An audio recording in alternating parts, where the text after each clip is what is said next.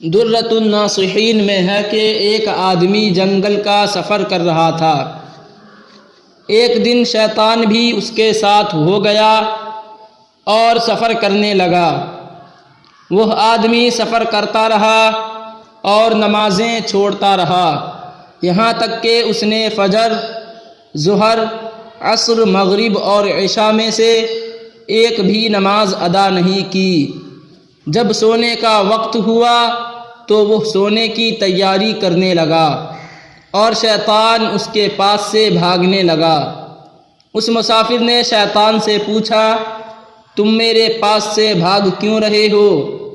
شیطان نے کہا، جناب، میں نے زندگی میں ایک مرتبہ اللہ تعالیٰ کی نافرمانی کی تو راندہ بارگاہ اور ملعون ہو گیا، اور تم نے تو ایک دن میں 5 مرتبہ خدا تعالیٰ کی نافرمانی کی ہے۔ مجھے ڈر لگ رہا ہے کہ کہیں ایسا نہ ہو کہ تیری نافرمانیوں کی وجہ سے تم پر اللہ کا غضب و عذاب نازل ہو، اور تیرے ساتھ رہنے کی وجہ سے میں بھی اس عذاب میں مبتلا ہو جاؤں، اسی لیے تمہارے پاس سے بھاگ رہا ہوں۔ اس واقعہ سے معلوم ہوا کہ نماز چھوڑنے والا خدا تعالیٰ کا بہت بڑا نافرمان بندہ ہوتا ہے۔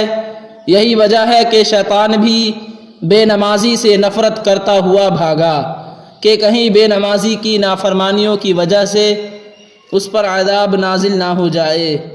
اللہ تعالی ہم سب کو سچا پکا نمازی بنائے۔